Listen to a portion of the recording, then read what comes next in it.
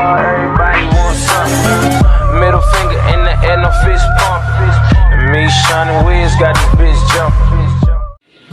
Assalamualaikum warahmatullahi wabarakatuh. Kami akan menyampaikan sedikit materi tentang ijma yang kita ambil dari kitab Ushul Fiqih Syarah Al-Waraqat karya Imam Al-Haramain. Sebelumnya kami akan memperkenalkan diri kami terlebih dahulu. Nama saya Hana Hamidah dari semester 3. Nama saya Jihan Faridatun Nafiah, saya dari semester 3. Kemudian kami akan menjelaskan secara singkat apa itu ijma. Yang pertama, pengertian ijma. Pengertian ijma adalah kesepakatan para ulama dalam menentukan hukum pada masalah baru. Yang dimaksud dengan kesepakatan para ulama itu adalah kesepakatan para ulama ahli fikih, bukan kesepakatan orang awam. Kemudian masalah baru yang dimaksud di sini itu adalah masalah baru sejenis syariah, jenis syar'i. Karena masalah ini yang akan mengijtihadkannya itu adalah ulama fikih. Berbeda lagi apabila yang dipermasalahkan itu masalah lughawiyah, jenis bahasa. Maka kesepakatan dalam hal ini yang menyepakati itu adalah ahli lughat. Ijma itu merupakan sumber yang ketiga setelah Al-Quran dan As-Sunnah. Kemudian yang dimaksud dengan kesepakatan itu adalah keyakinan hukum yang sama yang ditunjukkan oleh ucapan, perbuatan, ketetapan atau susunan dari seluruh atau sebagian unsur-unsur ini. Contohnya, sebagian mengucapkan dan yang lain menjalankan. Kemudian maksud ulama ahli berijtihad itu ulama mutlak, ulama, semua ulama. Kemudian yang dimaksud dengan umat Nabi Muhammad yaitu mengecualikan mujtahid dari umat-umat terdahulu seperti Yahudi dan Nasrani. Kalimat di suatu masa atau selain masa hidupnya Nabi Muhammad SAW itu mengecualikan ijma di masa Nabi, maka tidak dianggap sah. Maksudnya seperti ini. Karena seandainya cocok ijma dengan sabda Nabi, maka yang dipakai itu sabdanya Nabi Muhammad SAW. Kemudian penukilan ijma itu dilakukan secara mutawatir atau banyak, masyhur dan ahad, satu jalur. Urutan kuatnya ijma yang dinukil secara mutawatir adalah sebagai berikut. Yang pertama, ijma'nya para sahabat. Ijma' ini adalah ijma' yang paling kuat karena sejajar dengan ayat-ayat Al-Quran. Dan bagi orang yang mengingkarinya, ia dihukumi kufur. Yang kedua, ijma'nya para mujtahid setelah sahabat yang tidak diperdebatkan. Posisinya sejajar dengan hadis ahad, hadis masyhur. Dan bagi yang mengingkarinya itu dihukumi tersesat. Yang ketiga, ijma yang diperdebatkan.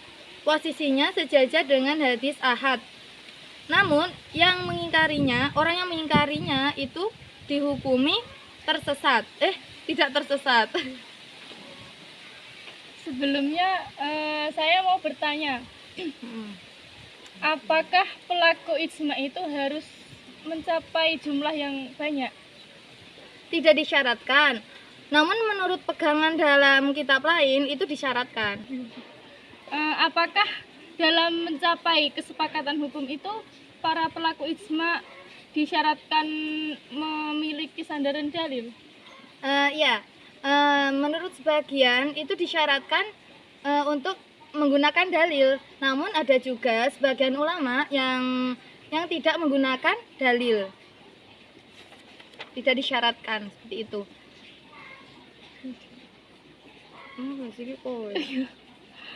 Oke. Kemudian saya akan menjelaskan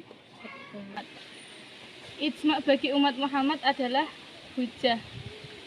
Sebagaimana dalil ijma dalam surat An-Nisa yang artinya, dan barang siapa yang menentang Rasul sesudah jelas kebenaran baginya dan mengikuti jalan yang bukan jalan orang-orang mukmin, kami biarkan ia leluasa terhadap kesesatan yang telah dikuasainya itu, dan kami masukkan ke dalam jahanam, dan jahanam itu seburuk-buruk tempat kembali.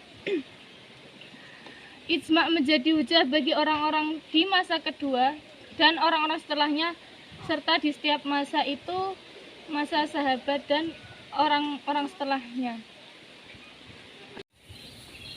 Oke, saya akan sedikit bertanya tentang tadi yang Anda jelaskan.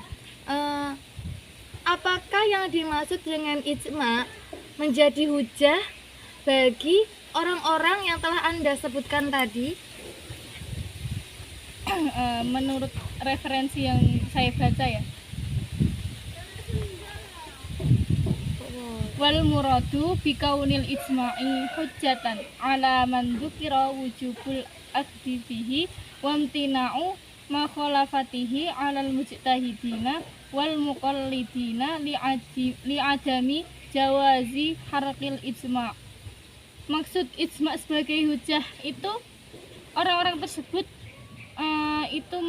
adalah mereka yang wajib mengambil ijma' sebagai sumber hukum dan dilarang berbeda pendapat, baik bagi mustahid maupun muqallid atau pengikut tadi, karena tidak diperbolehkannya merusak ijma'.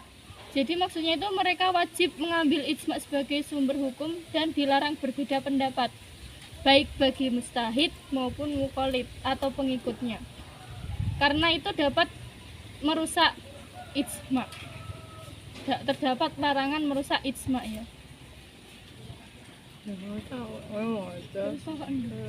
Kemudian yang dikehendaki oleh orang-orang kedua setelahnya itu bagaimana? Annal murada bi ahlil asri tsani man tara'a ba'dal ijma'i minal mujtahidina wa ghairihim. Yang dimaksud orang-orang di masa kedua itu orang-orang yang ada setelah ijma' itu terjadi, baik mujtahid maupun selain mujtahid. Berarti adanya itu setelah wafatnya ya? Iya. Seperti itu. Ya. Apakah ijma' itu juga menjadi hujah bagi orang-orang yang hidup di masa saat itu juga? Iya, ijma' juga menjadi hujah bagi orang-orang yang hidup di saat ijma' itu terjadi. Karena apa?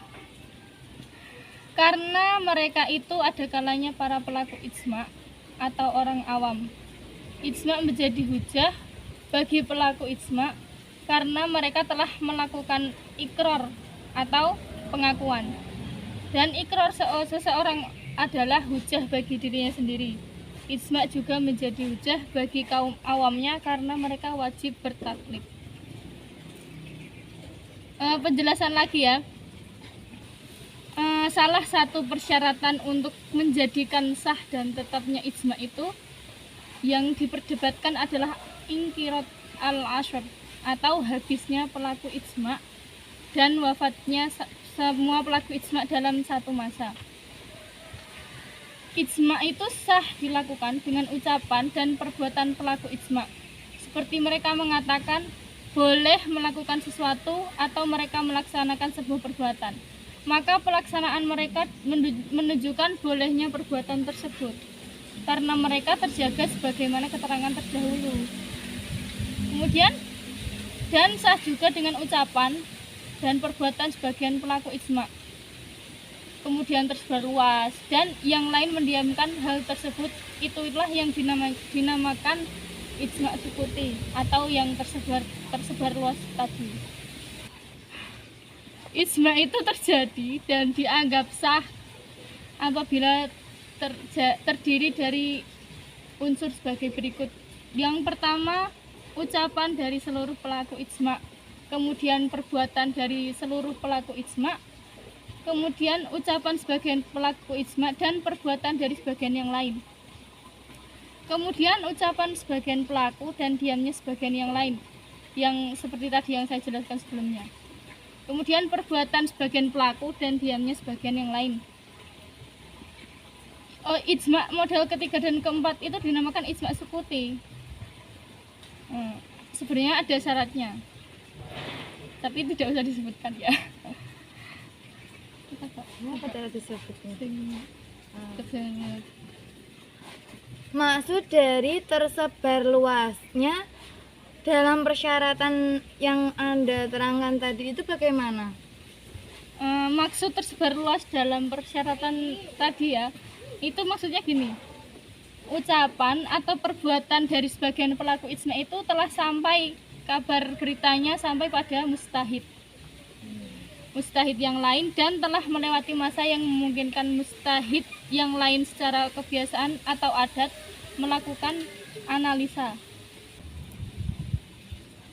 Apakah apa yang dimaksud dengan mendiami dan tidak mengingkari dalam persyaratan yang telah Anda jelaskan tadi? Menurut referensi yang saya baca ya, qauluhu wasukutul batin fil mas'alataini bi alam yungkiruhu wala dhahara amaratur rada as-sukhti minhum amma idza dhahara amaratur rada fa huwa ijma'un qad'an au amaratus sukhti fa huwa laisa bi ijma'in qad'an. Itu artinya ucapan pengarang, mustahid yang lain diam, yakni dalam dua masalah ucapan dan perbuatan dari sebagian pelaku ijma dengan cara mereka tidak mengingkari serta tidak ada tanda-tanda ridho atau tidak suka dari mereka. Apabila ada tanda-tanda ridho, maka dipastikan hal itu merupakan ijma. Jadi kalau tidak ridho berarti bukan ijma ya. Dan apabila ada tanda-tanda tidak suka, maka dipastikan hal itu bukan ijma.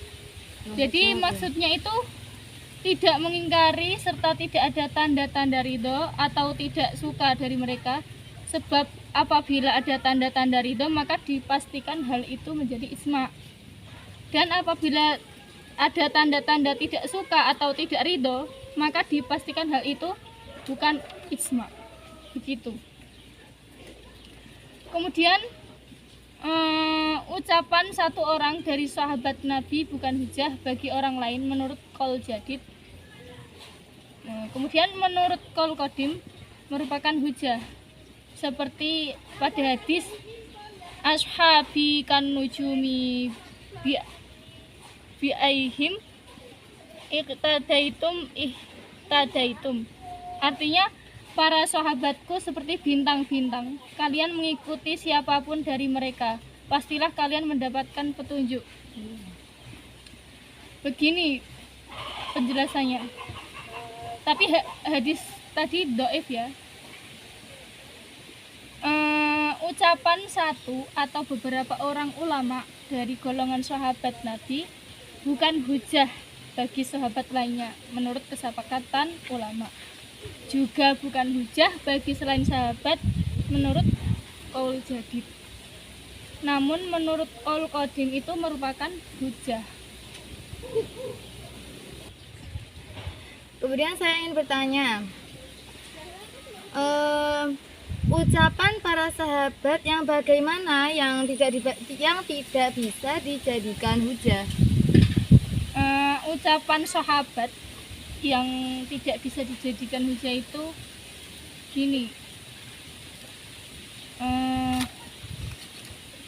ucapan seperti pada referensi ini ya, wa mahaluhu fi ma yuqalu min kibalir ra'yi wa amma ghairuhu fa huwa hujjatun id huwa fi mahalil marfu'i ka qaulis sahabi amarona bikada au nuhina an kada au minas sunnati kada au rakhasa fi kada. Tempat dari tidak adanya hujah adalah pada hukum yang diucapkan dari hasil ijtihadnya. Sedangkan selain hal tersebut dapat dijadikan hujah karena hal ini dihukumi sama dengan hadis marfu, seperti ucapan seorang sahabat, Nabi telah memerintahkanku begini, kami dilarang melakukan begini, termasuk sunnah adalah begini, atau Nabi meringankan dalam hal begini. Jadi ini tuh intinya ucapan yang tidak bisa dijadikan hujah itu ucapan yang keluar dari hasil ijtihad mereka. Demikian sedikit ulasan tentang ijma dari kami. Kurang lebihnya mohon maaf. Wassalamualaikum warahmatullahi wabarakatuh.